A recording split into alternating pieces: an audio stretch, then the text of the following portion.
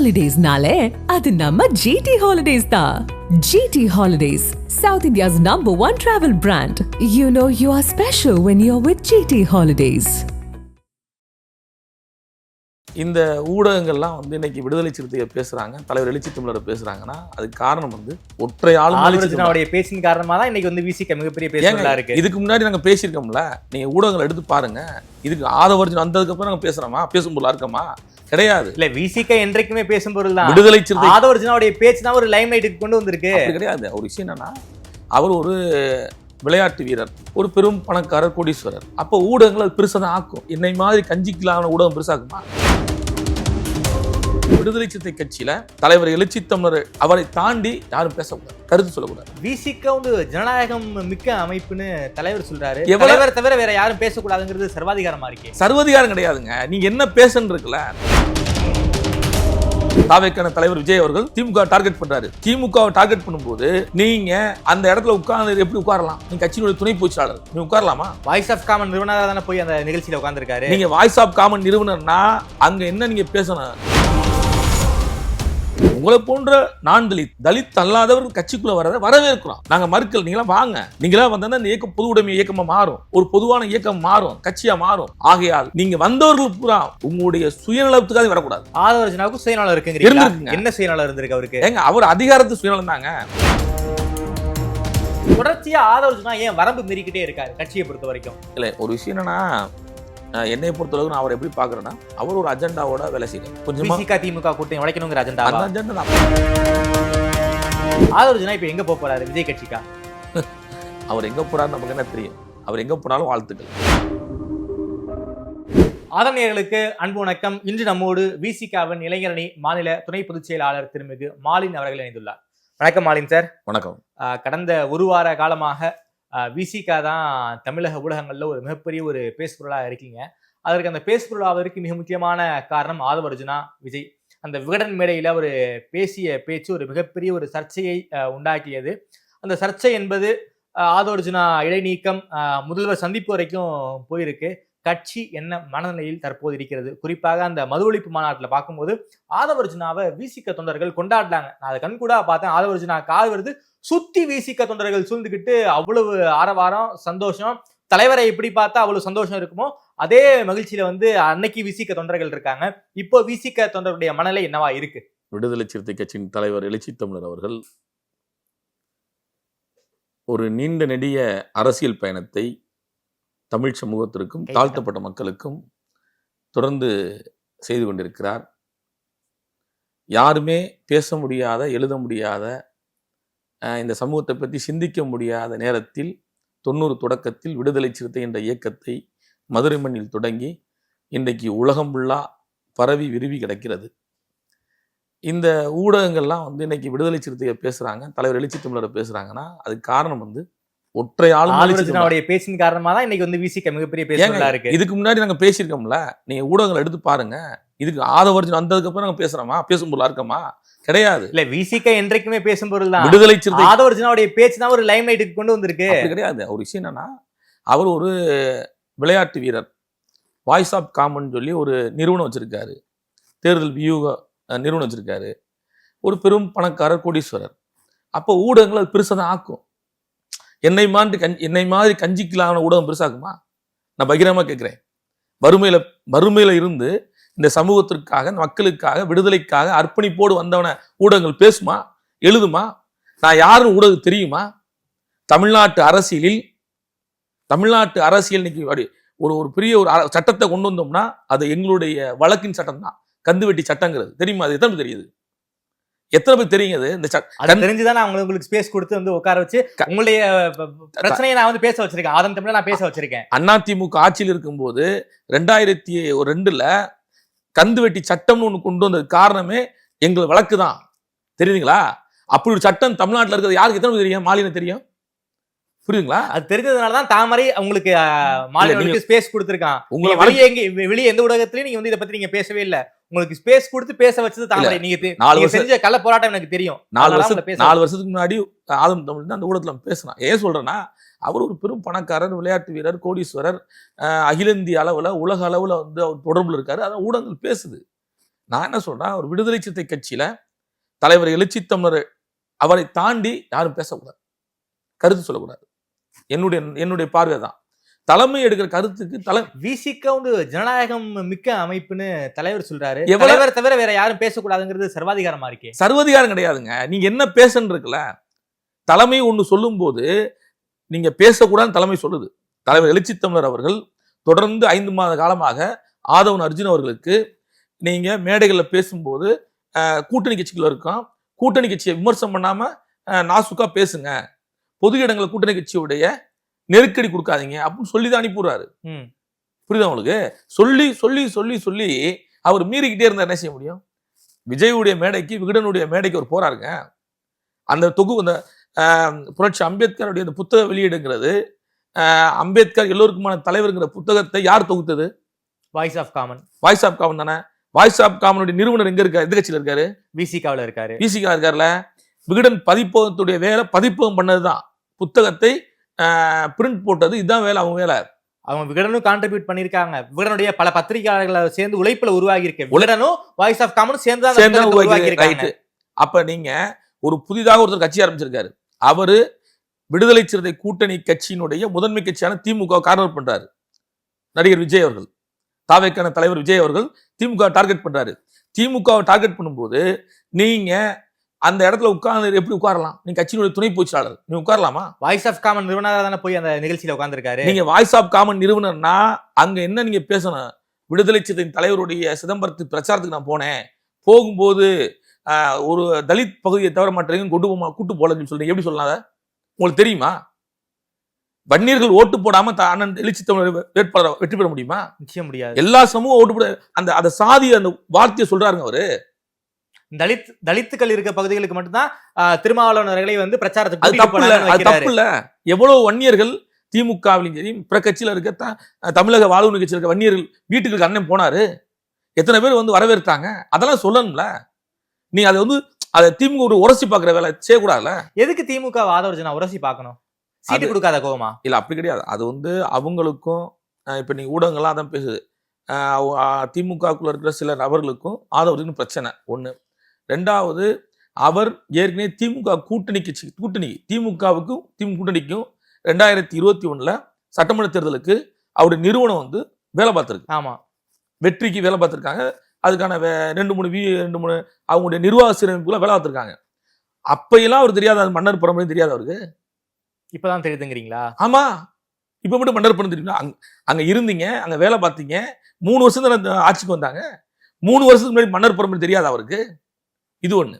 ரெண்டாவது, நீங்க வந்து உங்களுக்கு சீட்டு தரல, உங்களுக்கான மரியாதை கொடுக்கலங்கிறதுக்காண்டி ஒரு பேர் இயக்கம் விடுதலை சிறுத்தைகள் சாதி ஒழிப்பு அரசியல் பேசுறோம். அப்ப நாங்க எவ்வளவு கஷ்டத்துல, எவ்வளவு வறுமையில, நெருக்கடியில இயக்கத்தை உருவாக்கி இருப்போம். ஒவ்வொருத்தனுடைய ரத்தமும், ஒவ்வொருத்தனுடைய உடம்புல பாத்தீங்கன்னா தழும்புகளும், ஒவ்வொருத்தனுடைய வீட்டுல அண்டா வித்து தாலியை வித்து சிறைக்கு போய் பாதிக்கப்பட்டு இந்த இயக்கத்தை அப்படி உருவாக்கி இருக்கோம். உங்களை போன்ற நான் தலித் அல்லாதவர்கள் கட்சிக்குள்ள வரதை வரவேற்கிறோம். நாங்க மறுக்கல், நீங்களாம் வாங்க, நீங்களாம் வந்தா இந்த இயக்கம் பொது உடைமை இயக்கமா மாறும், ஒரு பொதுவான இயக்கம் மாறும், கட்சியா மாறும், வரவேற்கிறோம். ஆகையால் நீங்க வந்தவர்கள் பூரா உங்களுடைய சுயநலத்துக்காக வரக்கூடாது. ஆதவர்ஜனாவுக்கு சுயநலம் இருக்குங்க. என்ன சுயநலம் இருந்திருக்கு அவருக்கு? ஏங்க, அவர் அதிகாரத்து சுயநலம் தாங்க. ஒரு கட்சிக்கு போனா எம்பி ஆயிரலாம், எம்எல்ஏ அதிகாரம் தான். உங்களை அவருக்காக ஒரு பொது தொகுதி கேட்டீங்கல்ல? ஏங்க, பொது தொகுதி கொடுத்து வெற்றி பெற்றிருந்தீங்க மன்னர் பரம்பரை கிடையாது திமுக. நீ வெற்றி பெற்ற சீட்டு கொடுத்தா மன்னர் பரம்பரை கிடையாது திமுக. நான் கேட்கிறேன், சீட்டு தராத மன்னர் பரம்பரை அவங்களுக்கு. சோ ஆதவர்ஜனாவுக்கு சீட்டு கொடுக்காததான் ஒரே பிரச்சனை. அப்படிதான் நான் நினைக்கிறேன். அப்ப அதுக்கு முன்னாடி அவங்க இருந்திருக்கு, திமுகவோட நட்பா இருந்திருக்காரு, திமுகவோட உறவா இருந்திருக்காரு. இன்னைக்கு படங்கள்லாம் சமூக ஊடகங்கள் பாக்குறோம், அவரும் முதலமைச்சர் இருக்க படங்கள்லாம் பாக்குறோம். என்ன நியாயங்கள் தெரியல. உங்க பிரச்சனையை எங்கிட்ட உருவாக்கி விடாதீங்க. ஓகே, ஒண்ணு. ரெண்டாவது விஷயம் வந்துட்டு, தலைவர் வந்து உங்களை இடைநீக்கம் பண்ணி 6 மாசம் சஸ்பெண்ட் பண்றாரு. நீங்க தலைவரை சந்திச்சு அது சம்பந்தமா விளக்கம் கொடுக்கணும், ஆமா, நேரா பார்க்கணும். ஆனா நீங்க என்ன செய்றீங்கன்னா, ஊடகங்கள்ல நீங்க ஒரு அறிக்கையை வெளியிடுறீங்க. இது எவ்வளவு மனசங்கடம் உருவாக்கும் தலைவருக்கு. இப்ப நாங்களாம் இருக்கோம்ல கட்சியில, எங்களை போன்றவர்கள்லாம் கட்சிக்குள்ள ஏதாவது வருத்தங்கள் இருந்து, கட்சிக்குள்ள சிக்கல் இருந்தா கட்சி நிர்வாகிகளை நடவடிக்கை எடுப்பாங்க, மாவட்ட செயலாளர்கள் தலைமையில் நடவடிக்கை எடுப்பாங்க. தலைமையும் மாவட்ட நடவடிக்கை எடுத்தா அதற்கு மேல உள்ள நிர்வாகத்திட்ட போய் முறையிட்டு தகவலை சொல்லி அந்த ரத்து பண்ணுவோம். தண்ணீரை விளக்கம் கொடுக்கணும். தண்ணீரை விளக்கம் கொடுத்து ரத்து பண்ணுவோம். நீங்க ஒரு துணை பொதுச் செயலாளர், நீங்க ஒரு கட்சி உங்களை இடைநீக்கம் செய்யும் போது நீங்க வந்து ஒரு அறிக்கை வெளியிடுறீங்கன்னா என்ன நியாயம்? தலைவரை பார்க்கவே இல்லையா? அதுக்கப்புறம் நீங்க பார்க்காம அறிக்கை விடுறாரு அவரு. அது அந்த அறிக்கை விடும் என்ன சொல்றீங்க? வாய்ஸ் ஆஃப் காமன் நிறுவனம் போடுறீங்க. அது என்ன? நீங்க ஒரு அறிக்கை போடுறீங்க, அந்த அறிக்கையில வந்து தலைவர் படம் இல்ல, ஆனா எழுச்சி தமிழர்னு சொல்றீங்க, தலைவர்னு சொல்றீங்க, அண்ணன் சொல்றீங்க. அந்த அறிக்கை நீங்க யாருக்கு சொல்றீங்க? ஒண்ணு. ரெண்டாவது, அறிக்கை விட்டோம். நேத்து என்ன செய்யறாருன்னா, முந்தானத்து அறிக்கை விட்டாரு, நேத்து என்ன செய்யறாருன்னா வீடியோ ரிலீஸ் பண்ணிருக்காரு. ஆமா, ஆட்சியிலும் பங்கு அதிகாரத்திலும் பங்கு, சக்தி பரப்புரை பயணம் தொடங்குவோம். இது என்ன நியாயம் தெரியல.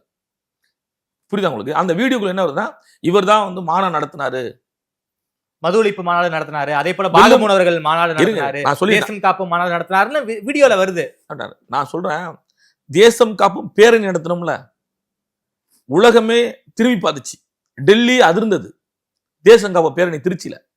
அதற்கு முன்னாடி 2015 விடுதலை சிறுத்தைகளின் வெள்ளி விழா ஆண்டு, மதுரை பெரிய பிரம்மாண்டமான மாநாடு, அதுதான் மக்கள் நல கூட்டணி உருவாக காரணமான மாநாடு. 2015 மதுரையில் நடந்த வெள்ளி விழா மாநாடு தான் மக்கள் நல கூட்டணி உருவாவதற்கான ஒரு மாநாடு. ஓகே. விடுதலை சிறுத்தை கட்சி இதுவரைக்கும் 35 மாநாடு நடத்திருக்கோம். 35 மாநாடும் வரலாற்று சிறப்புமிக்க மாநாடுகள். புரியுதா உங்களுக்கு? அப்ப நாங்க மாநாடு நடத்த திறமை இருக்கு. நீங்க உங்க வேலை என்ன? வந்தீங்க, ஸ்டேஜ் போடுறீங்க, மக்களை திரட்டினீங்களா? மக்கள்கிட்ட போயிருப்பீங்களா? பாகமுகவர் மாநாடெல்லாம் ஆதவர்ஜனோட இனிஷியேஷன் தானே. ஏங்க என்னங்க இனிஷியேஷன்? அப்படி என்னங்க செஞ்சாரு அவரு? வாய்ஸ் ஆஃப் காமன் நிறுவனம் தானே அதை ஒருங்கிணைத்து சிறப்பாக பண்ணி கொடுத்துச்சு. ஏங்க மக்களை திரட்டுச்சா வாய்ஸ் ஆஃப் காமன்? நான் கேட்கிறேன், மக்களை திரட்டினாங்களா? மக்களை திரட்ட யாருங்க திரட்டுறது? கட்சி நிர்வாகி திரட்டுவாங்க, தலைவர் அறிவிப்பாருங்க, மக்களை திரட்டுறதுக்கான யுத்தி அறிவிப்பாருங்க. நீங்க மேடை போறதும் அது போறதெல்லாம் பிரச்சனை கிடையாது. மக்களை யாரை திரட்டுவா? அப்ப மக்களை திரட்டுற யுத்தி தலைவருக்கு மட்டும் தான் இருக்கு, ஆனா எழுச்சி தமிழருக்கு மட்டும் தான் இருக்கு. அப்ப மக்கள் அவர் இப்ப சொன்னாலும் நாளைக்கே சென்னையில வந்து விடுதலை சிறுத்தைகள் ஆர்ப்பாட்டம் சொன்னா ஆயிரக்கணக்கான பேர் கூடுவான். என்ன காரணம்? தலைவருடைய சொல்லுக்காக தான். அப்ப நீங்க அதையெல்லாம் நீங்க வந்து கிரெடிட் எடுக்க கூடாது, நம்மளால நடக்குதுன்னு சொல்லக்கூடாது. அப்படி தப்பு. நான் என்னால எல்லாம் இங்க நடக்குதுன்னு சொல்லக்கூடாது. இப்ப நானே இருக்கேன்னா விடுதலை சிறுத்தை கட்சியில நான் ஒரு பிரதிநிதி தான், தலைவர்னு ஒரு மனிதர் இல்லைன்னா கட்சியால தான். நீங்க உங்களால கட்சி கிடையாது, என்னால கட்சி கிடையாது. கட்சியால நான் அடையாளம், தலைவர் தான். தலைவர்லாம் நாங்க இன்னைக்கு எங்க இருப்போம்? நீங்க உட்கார்ந்து பேச முடியுமா? நாங்க ஏங்க அடுத்த தலைமுறையை அரசியல் தலைமுறையாக, அதிகாரமிக்க சமூகமாக, தலைமையாக உருவாக்கிட்டு இருக்காரு எழுச்சி தமிழர். கூட நட்பா இருந்தாரு, உறவா இருந்தாரு. நீங்க சொல்றதெல்லாம் கேட்டாருக்காண்டி அவரை வந்து மனநோய் கூடாது. எனக்கெல்லாம் அதான் வருத்தமா இருக்கு. அவரை வந்து மனநோய் அடிக்கூடாது. நீங்க அறிக்கை விட்டது தப்பு, நீங்க மீண்டும் வீடியோ வெளியிட்டது தப்பு, இதெல்லாம் தப்பா செய்றீங்க. ஓகே. தொடர்ச்சியான பல தவறுகள் தலைவரே சொல்லியிருக்காரு. மேடை ஏறுவதற்கு முன்னாடி அரசியல் எதுவும் பேசாதீங்கன்னு சொல்லிதான் ஆதவர்ஜனாவை மேடை ஏற சொல்லியிருக்காங்க.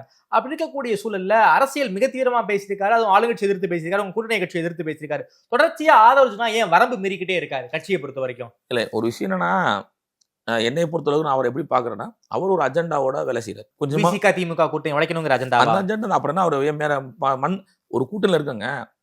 கூட்டணி கட்சிக்குள்ள இருக்கும்போது, திமுக கூட்டணியில் இருக்கும்போது பல்வேறு போராட்டங்களை விடுதலை சிறுத்தைகள் எடுத்திருக்கோம். 23 போராட்டங்கள் விடுதலை சிறுத்தைகள் எடுத்திருக்கோம். இன்றைக்கு மதுரையில் மாவட்ட ஆட்சித்தலைவர் சங்கீதா என்பவர் விடுதலை சிறுத்தை கொடிமரத்தை ஏற்றுனதுக்காக தாசில்தார், ஆர்ஐ, பிஓ 3 பேரை நேற்று சஸ்பெண்ட் பண்ணிருக்காங்க மதுரையில், விடுதலை சிறுத்தை கொடி ஏற்றுனதுக்காண்டி. அது எங்க? நம்ம அமைச்சர் மூர்த்தி ஊர்ல, வெளிச்சினத்துல அமைச்சர் மூர்த்தி ஊர்ல விடுதலை சிறுத்தை கொடியை தலைவர் எழுச்சி தமிழர் ஏற்றுனதுக்காக ஆர்ஐ, பிஓ, தாசில்தார் 3 பேர் சஸ்பெண்ட் ரெவன்யூ டிபார்ட்மெண்ட்ல. மாவட்ட ஆட்சித்தலைவர் செஞ்சிருக்காங்க. இது எவ்வளவு பெரிய நெருக்கடி? விடுதலை சிறுத்தை கொடியேற்றக்கூடாதா? நான் சொல்லிடுறேன், கொடியேற்றக்கூடாதா? இந்த மாதிரி திருமங்கலம் மேலப்பட்டி கொடியேற்ற முடியல. இப்போ வரைக்கும் ஹைகோர்ட், உயர் நீதிமன்றம் அனுமதி கொடுத்தும் கொடியேற்ற முடியல. ஏன்? மாவட்ட ஆட்சித்தலைவர் தான், சங்கீதா தான். அந்த அம்மா வந்து பெரிய சர்வதிகாரியா நடந்துக்குது மதுரையில. நிறைய இடங்கள்ல வந்து தாழ்த்தப்பட்ட மக்கள் இலவச பட்டா கேட்டு மனு கொடுக்குறாங்க. ஒரு பட்டா கூட அந்த அம்மா முடிவு செய்ய மாட்டேது தாழ்த்த மக்களுக்கு. இந்த மாதிரி மதுரை மட்டும் கிடையாது, தமிழ்நாடு முழுக்க விடுதலை சிறுத்தைகள் சில இடங்கள் கொடியேற்ற முடியல, பிரச்சனை நடக்குது. காவல்துறை விடுதலை சிறுத்தைகளுடைய மாவட்ட செயலாளர் கோயம்புத்தூர்ல, கோவையில, பொள்ளாச்சியில அசோக் என்ற மாவட்ட செயலாளரை கைது செய்து ரிமாண்ட் பண்றாங்க. என்ன காரணம்? என்னம்மா எல்லா பிளக்ஸும் இருக்கலாமா, எங்க படம் இருக்கக்கூடாதா, உடனே கரெக்டா சொல்றீங்க அப்படின்னு கேட்டதுக்காண்டி மாவட்ட செயலர் ரிமாண்டு. திருவண்ணாமலை இன்னைக்கு வரைக்கும் மாவட்ட நிர்வாகத்தில் இருக்க முன்னணி பொறுப்பாளர் கைது செய்யப்படுறாங்க. அப்படி பல்வேறு இடங்கள்ல மாவட்ட செயலாளர்கள், முன்னணி பொறுப்பாளர்கள் காவல்துறை நெருக்கடியால் கைது செய்யப்படுறாங்க.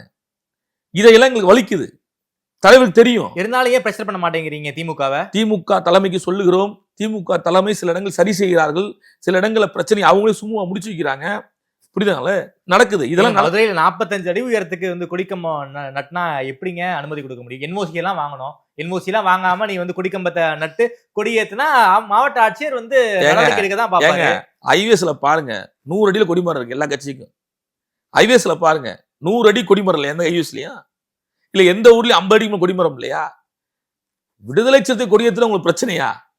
நான் என்ன சொல்றேன்னா, இந்த நெருக்கடியில எங்களுக்கு இருக்கு. சரி, அப்ப இந்த நெருக்கடியெல்லாம் தலைவர் எழுச்சி தமிழர் எப்படி சமாளிச்சு முதலமைச்சர் இடத்திலும் மற்ற அமைச்சரிடத்திலும் இதை பற்றி பேசி எப்படி சரி பண்ணிக்கிட்டு இருக்காரு?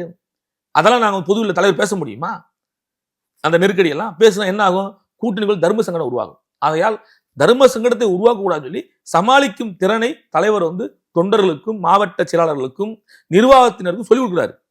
ஆனால் இவர் என்ன செய்யறாருன்னா, என்ன சொல்ற, இங்க இருந்து இப்படி தனித்துவம் நிக்கிறார். அப்படி அது தனியா சிங்கிள் மேனா நின்றுட்டு, ஆனா விடுதலை சிறுத்தையின் பேடல் நின்றுட்டு, கட்சியின் துணை பொதுச்செயலாளர் நின்றுட்டு விமர்சனம் பண்ணிக்கிட்டே இருக்கிறது. நான் என்ன சொல்றேன்னா, நீங்க விமர்சனம் பண்ணுங்க, அது ஒரு கட்சியினுடைய மையக்குழு, செயற்குழு, பொதுக்குழு விமர்சனம் பண்ணுங்க, தலைவரே சொல்றாரு. இங்க நீங்க பேசுங்கிறாரு.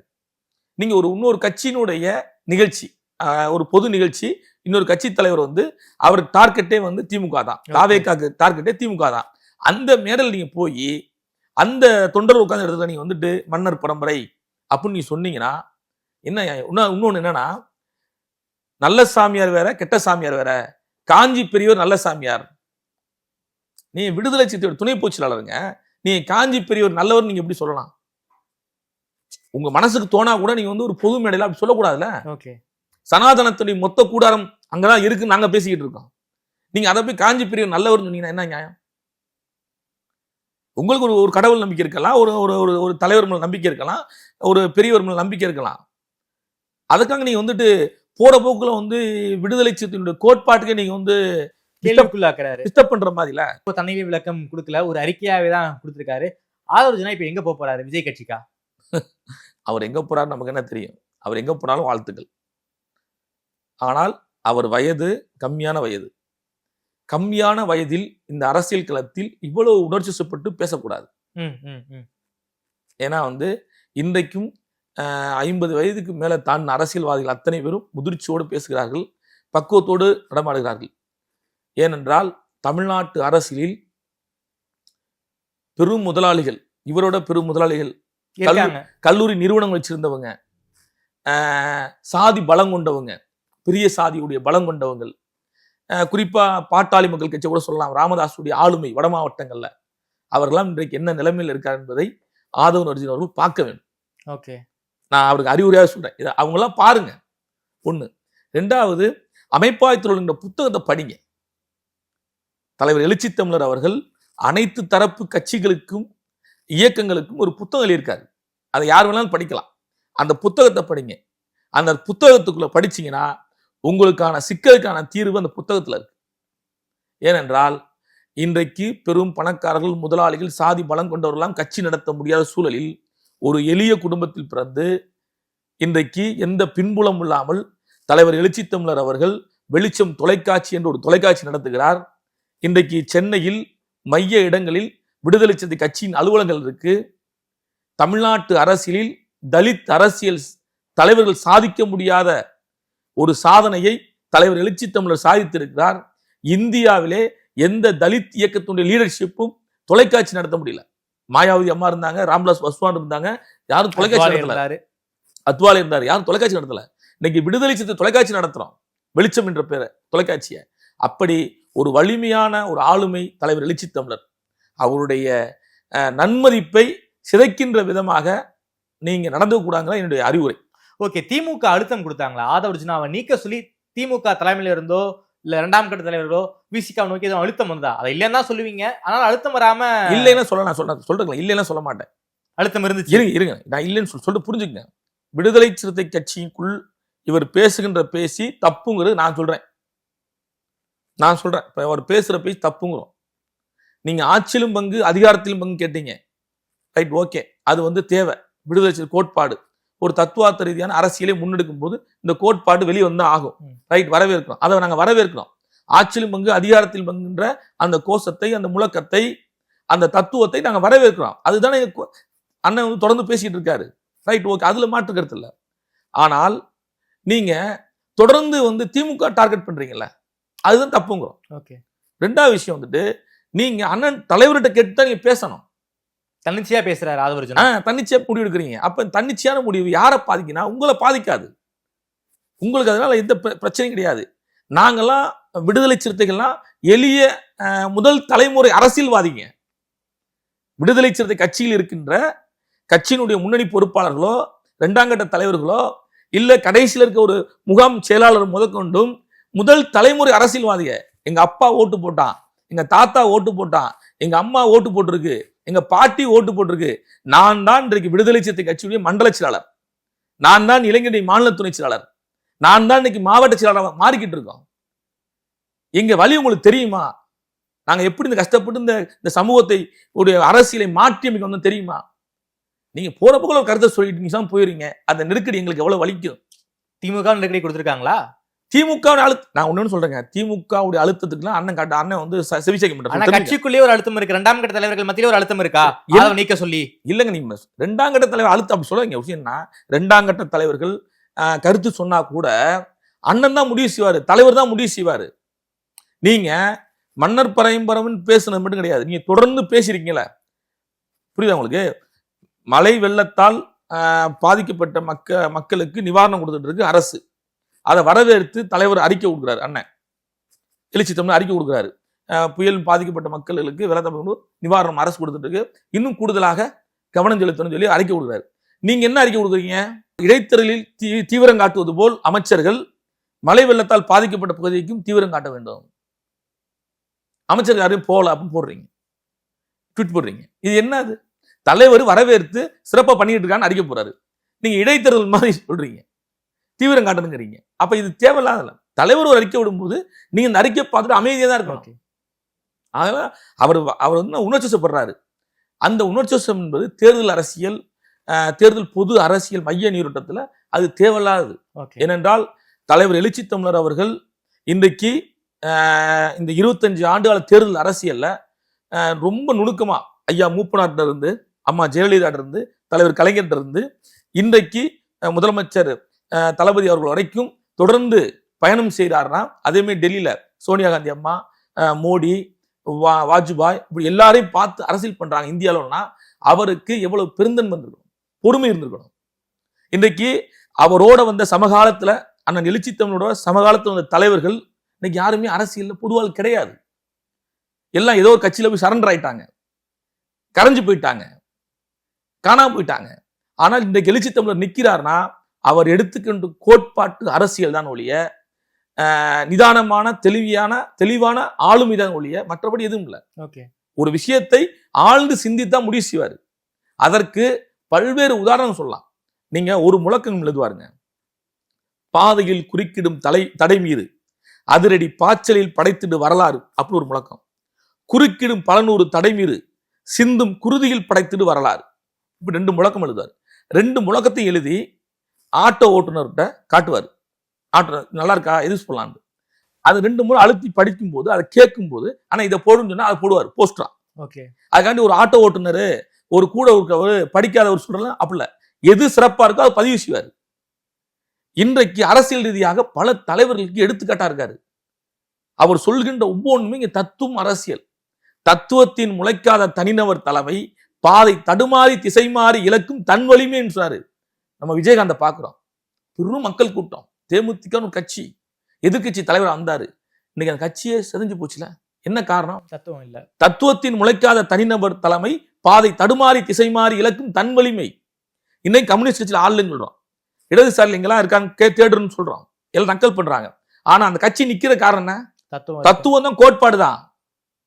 அப்ப ஒரு கோட்பாட்டு அரசியலை முன்வைக்கும் போது இன்றைக்கு பேர் இயக்கமாக இந்தியா முழுக்க 6-7 மாநிலங்கள் ஒரு கட்சி இருக்குன்னா அந்த கட்சி ஒரு எளிய குடும்பத்தில் பிறந்த அந்த எழுச்சி தமிழரால் மட்டும்தான் விரிவடைந்திருக்கு. ஆகையால ஆதவ் அர்ஜுனா அவர்கள் எங்கிருந்தாலும் வாழ்க, வாழ்த்துக்கள். ஓகே, குறிப்பாக ஆதவ் அர்ஜுனா அவர்கள் தலைவர் பேச்சை மீறி பல்வேறு விஷயமா பேசிக்கிட்டு இருக்காரு. அதன் மட்டும் தான் நீக்கத்துக்கு காரணம். திமுக அழுத்தம் இல்லைன்னு சொல்ல வரீங்க? அழுத்தம் இல்ல, திமுக அழுத்தம் இல்ல. ரொம்ப நன்றி சார். குறிப்பாக ஆதவ் அர்ஜுனா நீக்கத்துக்கு உள்ள இருக்கக்கூடிய அரசியலை பத்தி ரொம்ப விரிவா பேசிருக்கீங்க. குறிப்பாக திமுக எங்களுக்கு எந்த ஒரு விதமான அழுத்தத்தையும் கொடுக்கல, தலைவர் தான் எடுத்த முடிவுன்னு உங்களுடைய பார்வை ரொம்ப விரிவா வச்சிருக்கீங்க. நேரில் எனக்கு குறித்து பேசியமைக்கு நன்றி மாலின் சார். நன்றி நன்றி நன்றி.